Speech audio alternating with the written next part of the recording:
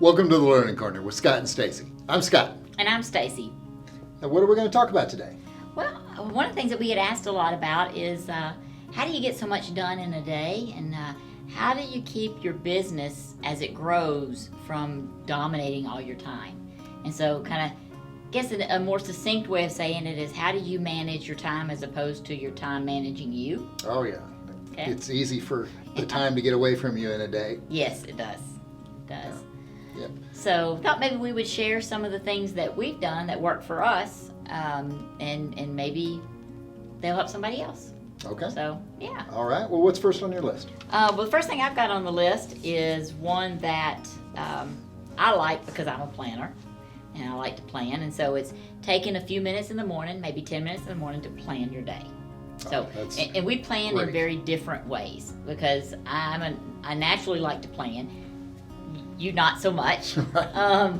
But I plan to have lunch today. you plan to have lunch today. That's yes, and maybe a margarita in the evening. That would sure be nice. But so why don't you talk a little bit about how you plan your day?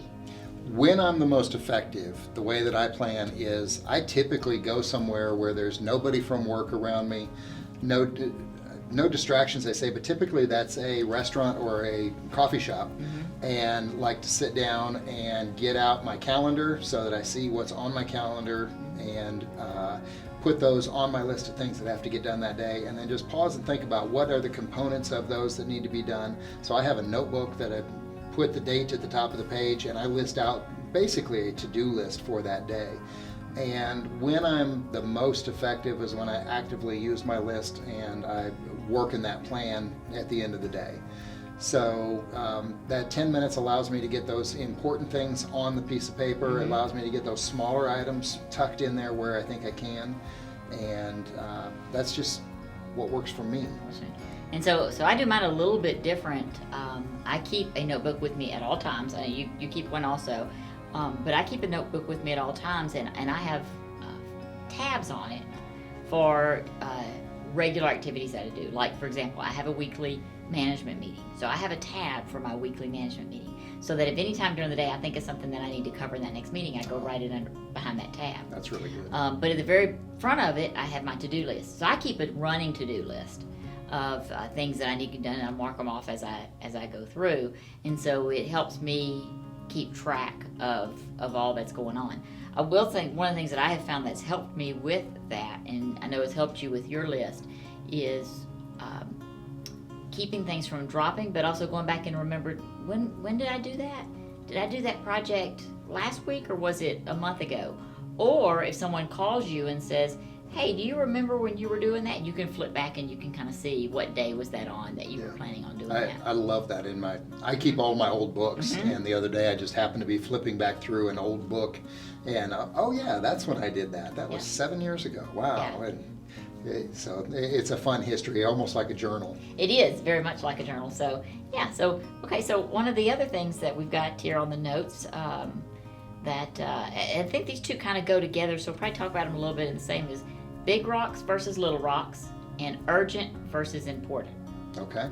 Well, on the big rocks, little rocks, I think everybody's probably seen the video on the internet of you get a glass jar and you've got a stack of rocks, and you got a stack of smaller rocks and sand and water and salt, and so you put the big rocks in the jar and say, is it full? Yes, it's full. Well, what happens if we take these little rocks and put them in top and shake it and let them settle down in and fill the remaining spaces, and then we take the sand, it looks like it's full again. Is the jar full? Yes, you would say. Put the sand in there and shake it in there. Is it full? Yep, man, it's right to the top. Then you take the water and you pour, and you'd be surprised how much water will still go in there. And then you can actually take salt and pour salt in there, and the salt will disperse into the water. And so each time you think your day is full, the jar represents your day. But if you turn around and try to do that in the reverse order, you'll never get it all in there. Yeah. So when you put the sand in there, you may fill it a third of the way full, and you put the little pebbles in, it'll fill it the rest of the way to the top. No way you're getting the rocks in. Right. You may still get the water and the salt in there, but the lesson out of that is to take your big rocks, the things that have to get done. For me, I have to put them at the early in the day or carve out a specific time for those big things to get done, and then place the little items, tuck them in around it where they'll fit. Right. See, and I do something similar, but again, a little different. So everybody has their own routine. I use my calendar, and I go in and I put blocks of time for those big rocks. And so the way I distinguish that amongst appointments is I put it in all capital letters. So if the title of something, like let's say that I'm working on making notes for a Learning Corner topic that we're going to talk about, and I know I have to get that done today, and I look at my calendar and I have time in the afternoon, so I may go block from 2 to 3 o'clock, and I'll put in the title Learning Corner Notes, and it's in all capital letters. And I've told everyone, like my admin, if she sees that on there, I don't have an appointment with somebody for that. That's my time, that I need uninterrupted time to be able to do that activity. So that, again, it kind of helps me stay focused and not let that time get away from you. Yeah. So you get a lot done that way. I do. I get a lot done that way. And it also allows me to realize sometimes I don't have enough time to do. When I start blocking time on how much I think it's going to take to get these things done, I'll run out of time, or I'll see, I can't be blocking 9 o'clock to 11 o'clock at night to do this stuff, so I need to do some rearranging, and I need to maybe offload some stuff that I'm doing, or make some other shifts. Yeah. So when you've got one of those in all caps on your schedule, Mm-hmm. how do you prevent distractions? That's a good question. So it's one other thing I've done. So I have an administrative assistant that helps me out, and so she monitors my calendar and kind of reminds me where I need to go places. But when I have something that I've got to work on like that, I've got a method at the office where I've shared with everyone at the office. We have an open door policy. If the door is open, waltz right on in. You can come in at any time. You can interrupt. You don't have to apologize. The door is open. Just walk in. If the door is cracked, so it's kind of closed, but it's still cracked, that means I'm working on something. But it's okay if you need something. If it's important, knock on the door and I'll tell you, come on in. It's just, will you think twice about it? Is it something that can wait till later?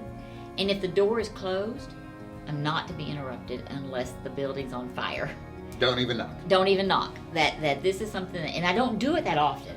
So it's not like I stay with the door closed a lot, because I that's just not the way we operate in our office. Yeah. But it does send a signal. There's something going on she needs to work on. Do not disturb her. And so that's worked really well for us. And that helps, kind of gets us a little bit into the important versus the urgent. Yes. And working in and recognizing the difference between those two. What's the difference between the two? If it's urgent, isn't it important? Not necessarily. And so that's one of the things you got to kind of look at as you're looking at those rocks and trying to figure out which ones are little rocks and which ones are big rocks. There are things that are important, and then there are things that are urgent. And as a business owner, as you move into that business owner role and as you grow, that's one of the things that you've got to start thinking about. You've got to be working on more of the important things, less of the urgent things. You've got to figure out how to have less urgent things happen. And so part of that is planning. Yep. But part of it is also making sure you've hired the right people. And we've talked before about hiring the right people, about allowing them, delegating their authority to do those kind of things. But if you're always dealing with nothing but urgent, you'll never get to the important things. Yep. So I remember my first introduction to important versus urgent was Stephen Covey. And I don't remember if that was with my Franklin Planner when I got my first one of those 21 years ago. Long time ago, yes. Or if it was from his 7 Habits of Highly Effective People. But, he drew out the quadrant of urgent and important. Right. Urgent, not important. Not urgent, but it is important. Right. And not urgent and not important.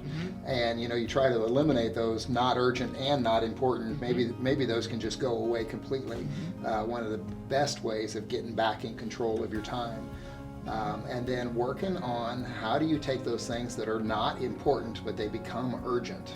So hey, your truck's parked in the way. Right. Happens to me at the office sometimes. Okay, well, it's important to that person, not important to me, but it has all of a sudden become urgent. Right. And sometimes I got to drop what I'm doing and go move my truck. Or ask someone else to do it. Or ask someone else to do it. And that's the best way to handle that. And so it doesn't become important in my life, still urgent for somebody, but here's my keys. Well, and that's a philosophy you and I have taken in our businesses that I think has worked well with us, is we have the philosophy that the activity or job that needs to be done needs to be performed by the person that is capable of doing it at the lowest part of the organization. And so it's not giving dirty work to somebody, but for your example of moving your truck, okay? Yes. You as a business owner and a leader of an organization have more important things to be doing than going and moving your truck. First of all, I would hope you wouldn't park there again next time. But for example, my admin can move your truck, Yes. okay? Which leaves you to be doing more important things that is running the business. And so recognizing that, don't be afraid to delegate those things to someone that can handle it, that is lower in the organization. And that gives them the opportunity to learn how to do some of these things, more than just move trucks, but delegate other projects so that they can then rise in the organization. Yeah, I think that's a really important concept. Push every task down Yep. to the lowest paid individual who is capable of accomplishing that task. So if we had a summer, if our daughter was 14 and working in the office and was making minimum wage, just Yep. being around the office and such, and there's somebody else that is 17 who is a helper and working for the summer, who makes a little bit more money, you wouldn't push that all the way down to the person making minimum wage because they wouldn't have a driver's license. Right. In that They're particular not capable. example, not capable of doing that job, so it would go to maybe the second lowest Right. paid person in the organization. But Right. yeah, that's the best use of. Yeah. I don't want my CFO filing invoices in a file cabinet. Absolutely. It's just not a good use of the time. Yes. So yeah, so that's another one. So yeah, so you brought up a book. We normally try to talk about a book. So yeah, Stephen Covey's 7 Habits of Highly Effective People. Great book. If you haven't read it, it's one of those must-haves. Go through and understand it. Walk through it. Do the stuff. It works. That's a really good one. So one of the other ways that I have found over time that's helped me to help control not just my day as much as my week and my time at the office is if you have a staff that reports to you, set up regular one-on-one meetings, okay? And so I did probably 2 years ago, and at first I wasn't real strict about them.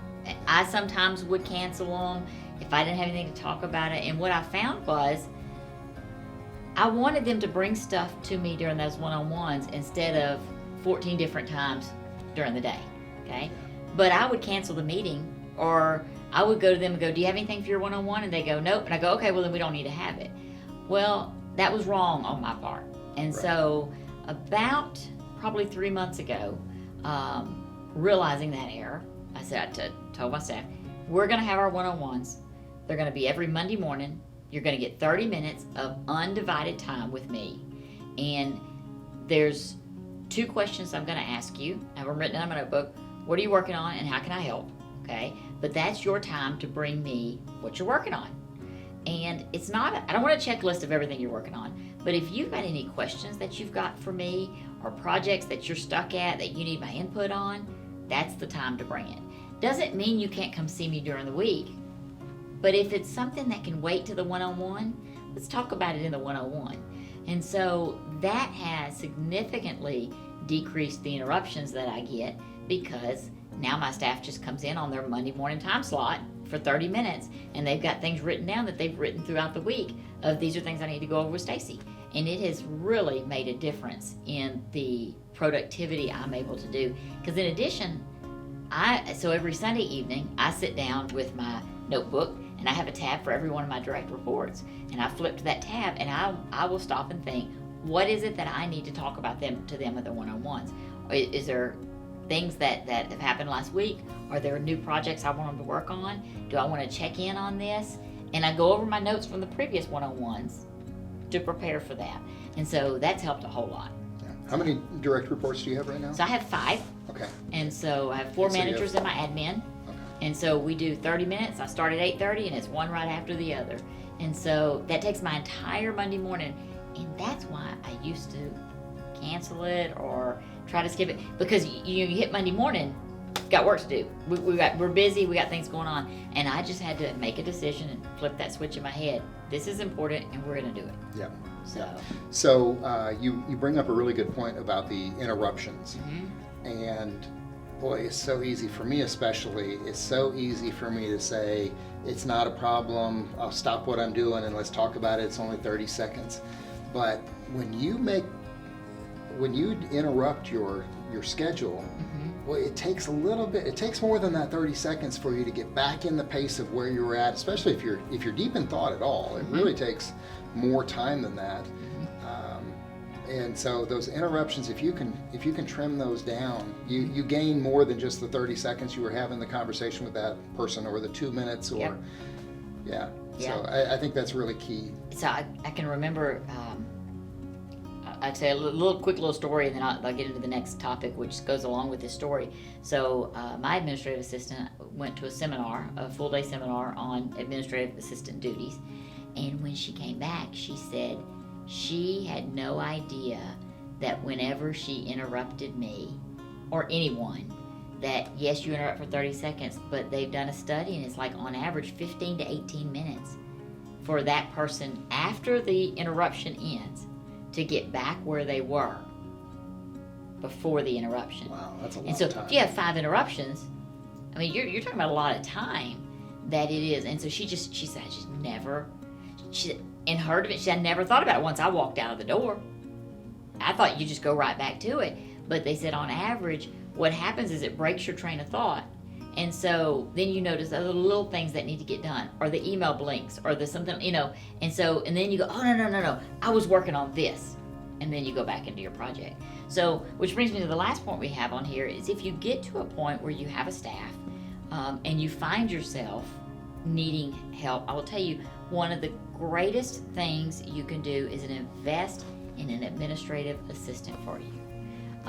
So I have an administrative executive, I call her an executive administrator, and she works for me directly. She takes care of me. She scans my emails and gets rid of junk that I don't need. I tell all of my staff, if I'm not in, you can ask Kelly the question, and 10 to 1, Kelly will tell you either, well, you can find the answer, or what Stacie would probably say. Now that's not in place of me. That's simply, if they have a quick question, she might know the answer because she and I have worked together for so long. And so, but it frees up a tremendous amount of my time because I can delegate stuff to her to take care of. Whether it be, gosh, I can't even think now. So there's times even she will come in, but if I'm in the middle of something, she'll come in and she'll say, I'm getting ready to go to lunch. Do you want me to grab you something while I'm out? And I'll hand her my card and I'll tell her, here, yes, please, do you mind? Wherever you're going, I'll take something from there. And it's those little bitty things that make a huge difference, that she takes care of stuff that I don't even look at anymore. And it frees up my time. So once you get to a point to where you're finding yourself spending a lot of time on task, it's time to hire you somebody to help with that. Yep. So. Yep. You ever look at your calendar and go, oh no, tomorrow's Ray's birthday.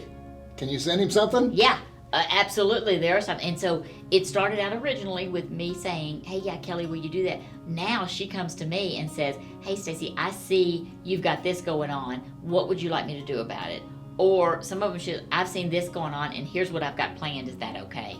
Oh, that's one less decision I've got to make. Yep, absolutely. That's absolutely, she takes care of it. So you can still have your fingers in it. Absolutely. And get it done the way you want it done. Yep, and she reminds me of things that, I've got a meeting this afternoon, and so she'll remind me that the evening before, she looks at my calendar, she says, okay, Stacie, don't forget, you're meeting with Bill, because I have a coach, for your one-on-one.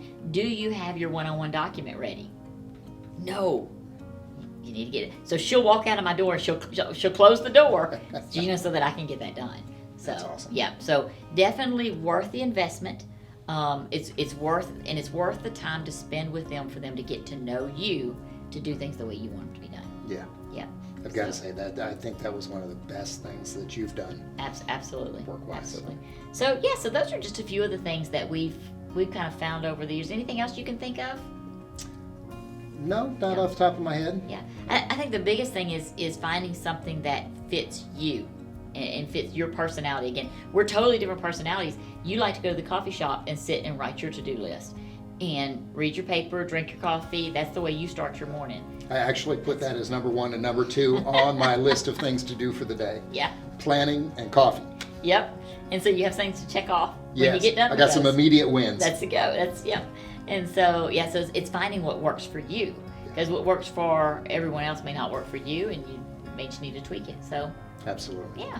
So Well, great. very good. So, Thank you. Well, close us out. Thank you for joining us today, and we'll see you the next time on the Learning Corner.